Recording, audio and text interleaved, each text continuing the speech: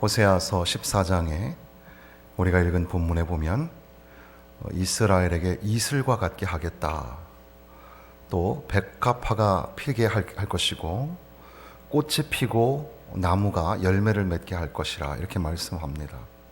그러니까 이스라엘의 형편을 동물과 식물, 이 자연을 통해서 희화시켜서 설명을 하는 그런 내용이 담겨져 있습니다.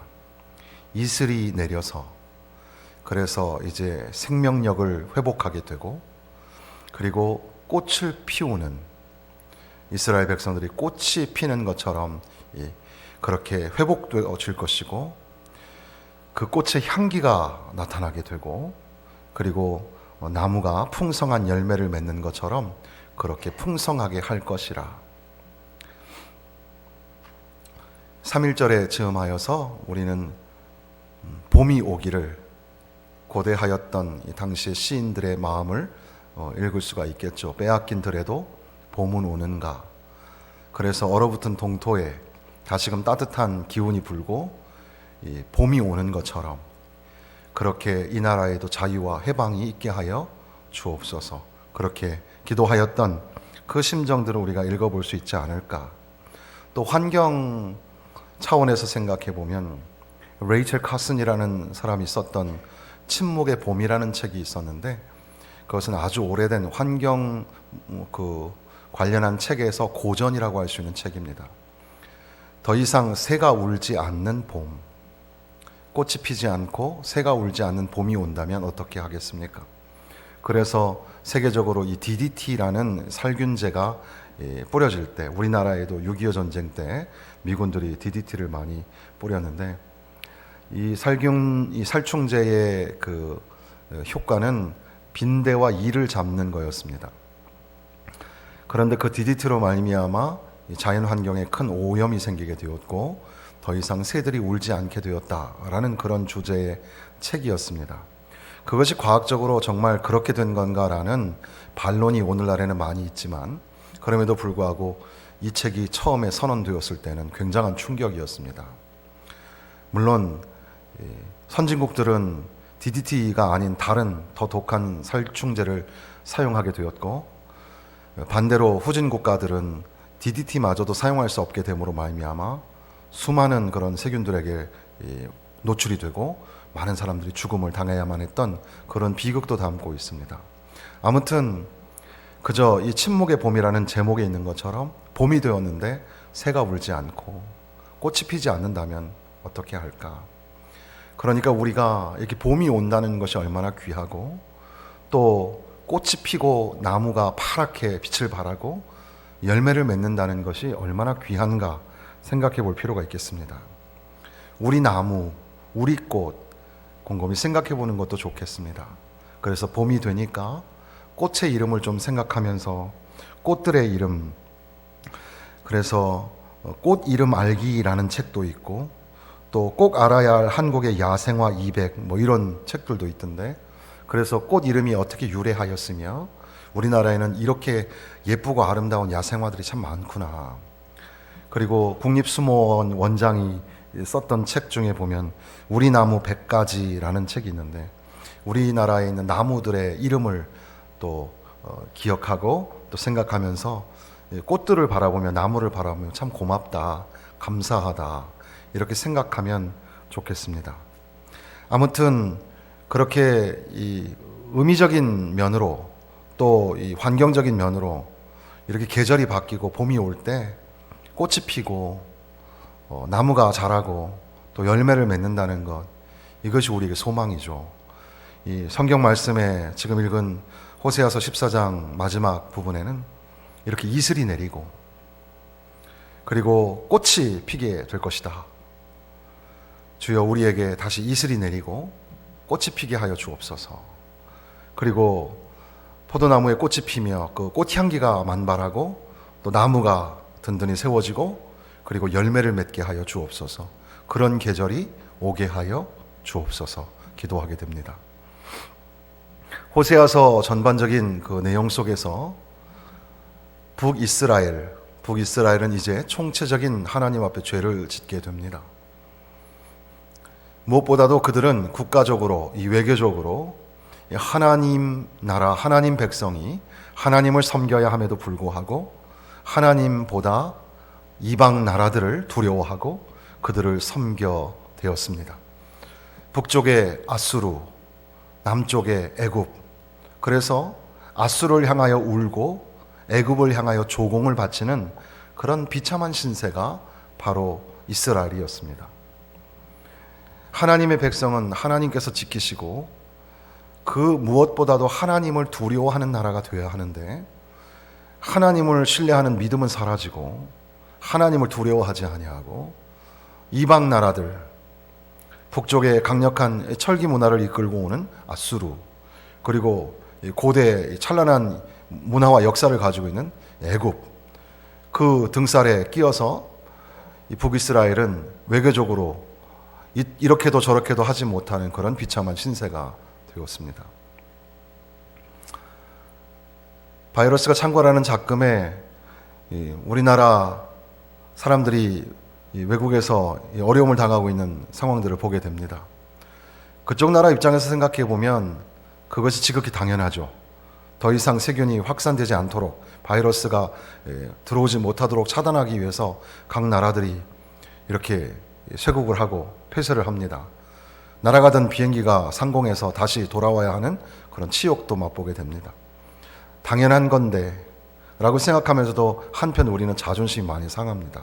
속도 상하고 아군이니 우국이니 혈맹이니 하면서, 그런데도 불구하고 이해해주지 못하는 것 같아서 답답하고 속상합니다. 우리가 가진 것 빼앗으려고 이렇게 저렇게 하면서도 또 한편 자기들에게 불이익이 된다고 할 때는 내쳐버리는 세상 나라의 모습.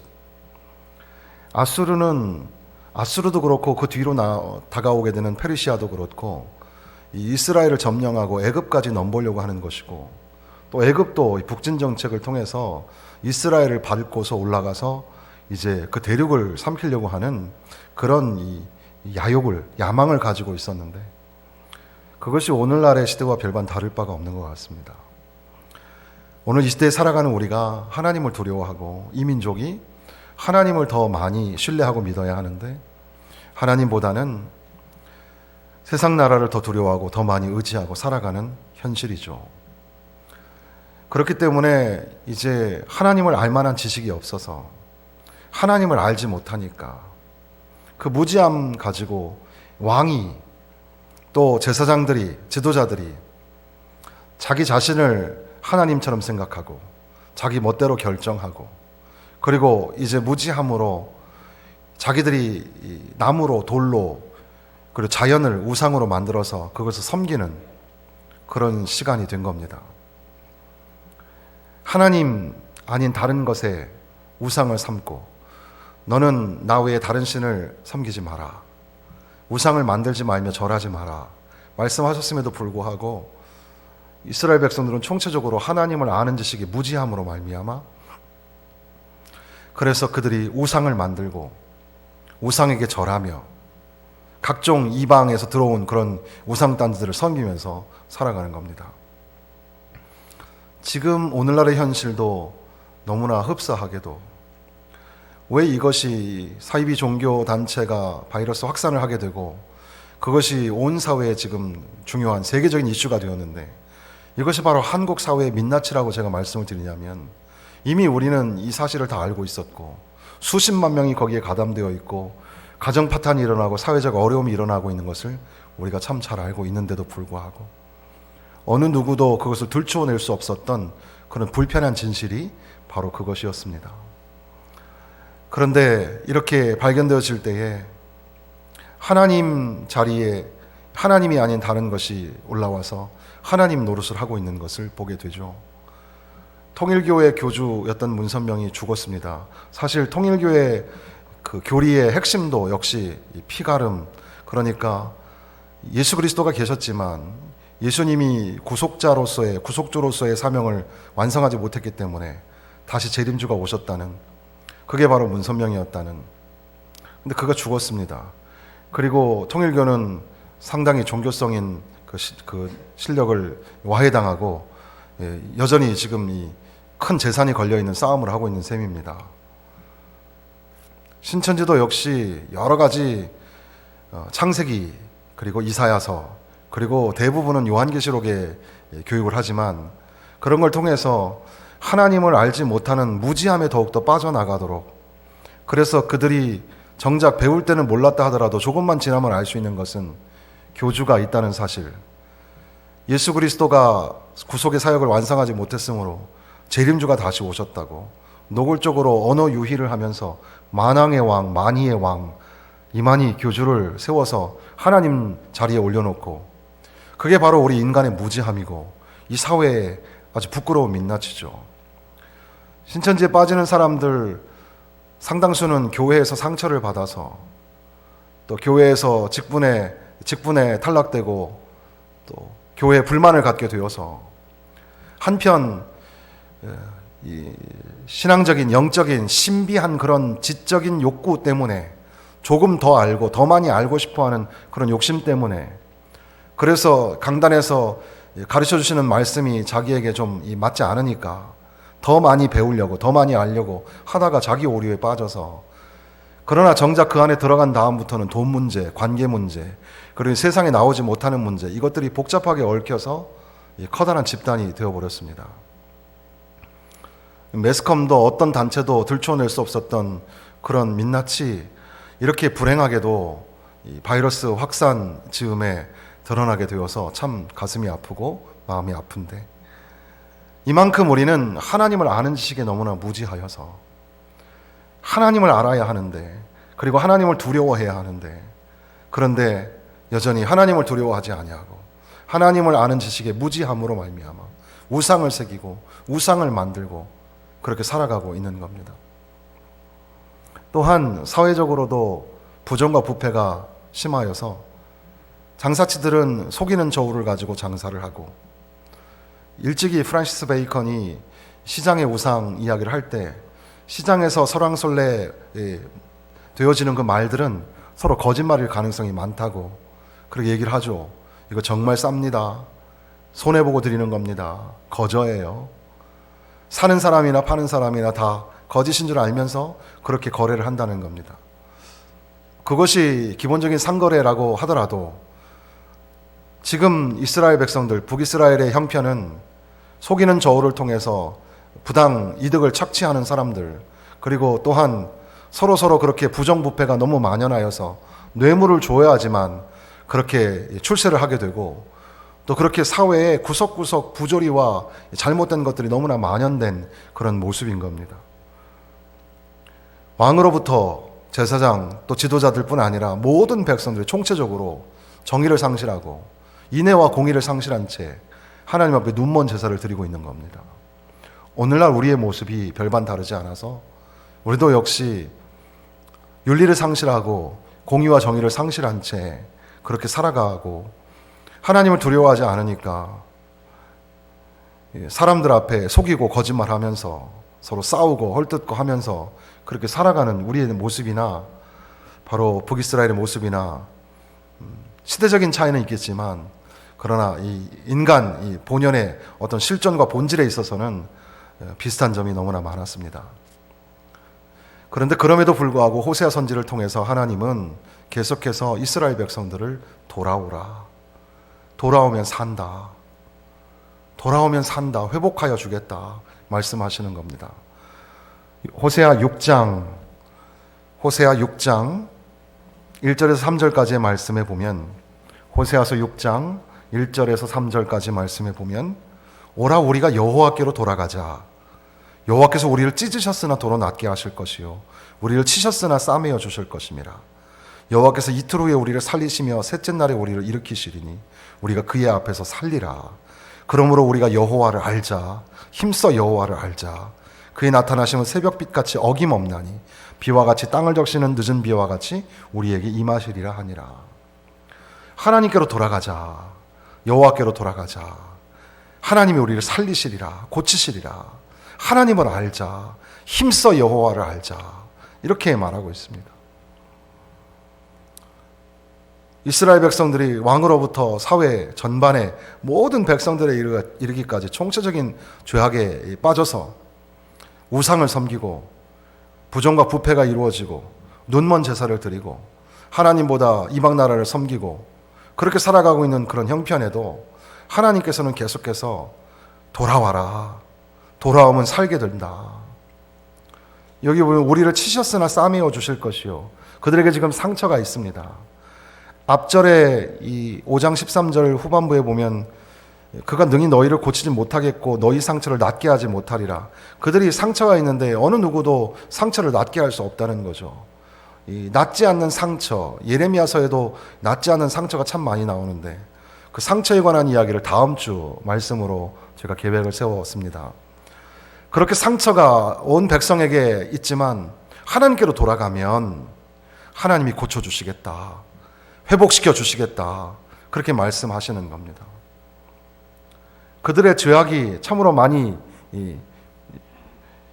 만연한데도 불구하고 하나님께서는 그들을 향하여 돌아오라. 돌아오면 회복시켜 주시겠다. 계속해서 말씀을 하시는 겁니다. 12장 호세아 12장 5절 6절에 보면 여호와는 만군의 하나님이시라. 여호와는 그를 기억하게 하는 이름이니라. 그런즉 너의 하나님께로 돌아와서 인애와 정의를 지키며 항상 너의 하나님을 바랄지니라. 하나님께로 돌아가자. 그리고 그 안에서 인애와 정의를 회복해라. 아수르나 애굽을 바라보지 말고 하나님을 바라봐라. 우상을 바라보지 말고 하나님을 바라봐라. 그리고 이제 우리가 읽고 있는 이 14장에 오면 14장 1절에 보면 이스라엘아 내 하나님 여호와께로 돌아오라. 네가 불의함으로 말미암아 엎드러졌느니라. 너는 말씀을 가지고 여호와께로 돌아와서 아뢰기를 모든 불의를 제거하시고 선한 바를 받으소서. 우리가 수송아지를 대신하여 입술의 열매를 주께 드리리이다. 하나님 앞에 돌아와서 하나님 앞에 예배하라는 겁니다. 참 이렇게 작금의 시대에 우리가 예배를 드리는 문제가 이렇게 고민이 될 줄은 몰랐습니다. 지금 예배를 폐쇄한 이 대구 지역뿐 아니라 이제 전국 교회들이 대형 교회들이 예배를 지금 오늘 드리지 못하는, 그래도 대형 교회들은 실시간 방송이라도 하니까 괜찮지만 80% 이상의 소규모의 작은 교회들은 그런 장치가 되어 있지 않으니까 예배를 드리지 못하는 그런 어려움이 생기게 되었고, 예배를 드리는 교회도 불편하고 예배를 드리지 않는 교회도 또 그렇고, 누가 누구를 잘못했다고 말하기가 참 어려운 지금 이 불편한 상황이 우리에게 있습니다. 그럼에도 불구하고 우리가 여전히 잊지 말아야 될 것은, 마치 이렇게 예배 드리는 장소가 바이러스가 창궐한 장소라고 그렇게 우리가 잘못 해석해도 안 될 것이고, 또한 하나님 앞에 예배하는 것이 너무나 소중한 거구나, 이것도 못하게 되는 수가 있는 거구나 라는 것들을 우리가 깨닫고, 지금까지 우리가 형식적으로 드렸다면, 또 우리가 잘못 하나님 앞에 눈먼 제사를 드렸다면 회개하는 마음으로, 정말 진실한 마음으로, 성가대도 없이 조촐하게 우리가 이렇게 예배를 드리는 모습도 우리를 겸허하게 낮추게 하시는 줄로 믿습니다. 그렇게 하나님 앞에 예배하는 거, 이게 얼마나 귀한지 몰라요. 하나님께 돌아가자. 예배는 하나님께 돌아옴입니다. 하나님께 돌아가자. 너는 말씀을 가지고 하나님의 말씀을 듣는 겁니다. 여호와께로 돌아가서 하나님 앞에 우리의 모든 불의를 제거하여 주옵소서. 우리가 주님 앞에 입술의 열매로 예배합니다. 그렇게 나아갑니다. 그리고 나서 3절에 보니까 우리가 아수르의 구원을 의지하지 아니하여 말을 타지 아니하며 다시는 우리의 손으로 만든 것을 향하여 너희는 우리의 신이라 하지 아니하오리니 이는 고아가 주로 말미암아 긍휼을 얻음이니이다 하지니라. 하나님, 다시는 아수르가 우리를 구원해 준다고 생각하지 않고 군대가 우리를 도와준다고 말을 타지 않겠습니다. 하나님을 더 두려워하고 하나님을 의지하겠습니다. 우리가 만들어 놓은 우상단지 가지고 그걸 가지고 신이라 하나님이라 하지 않겠습니다. 지금까지 그렇게 사는 거 하나님 용서하여 주옵소서. 우리 자신들을 좀 돌아보게 됩니다. 주변 나라들이 우리 자존심을 좀 이렇게 좀 긁어놓으니까 우리나라가 좀 더 강해야 되겠구나, 이런 생각들이 드시죠? 그것처럼 신앙적으로 영적으로 생각해 보면 하나님밖에는 우리를 도와주실 리가 없구나. 세상 나라가 우리를 도와줄 줄 알았는데, 세상 사람이 그 누군가가 나에게 하나님이 되어줄 줄 알았는데 그렇지 않다는 걸 발견합니다. 하나님만이 나의 힘이요, 하나님만이 나의 도움이시니 하나님 나를 도와주옵소서. 하나님만 두려워하며 살기를 원합니다. 그러면서 이제 우리가 읽은 4절로 갑니다. 내가 그들의 반역을 고치고 기쁘게 그들을 사랑하리니 나의 진노가 그에게서 떠났음이니라. 우리가 하나님 앞에 나아가서 뭔가 대단한 것을 하는 게 아니라 하나님이 우리를 고쳐주셔야만 합니다. 하나님이 우리의 부족한 것, 잘못된 것 고쳐주실 줄로 믿습니다. 내가 기쁘게 그들을 사랑하리니 하나님이 우리를 사랑하셔서, 하나님이 우리를 너무나 사랑하셔서 우리에게 은혜를 베푸시고 기쁘게 사랑하시니, 자발적으로 사랑하시니, 이런 말입니다. 하나님이 스스로 기쁘게 자발적으로 우리를 사랑하셔서 하나님의 진노를 거두어 드리시겠다고 말씀합니다.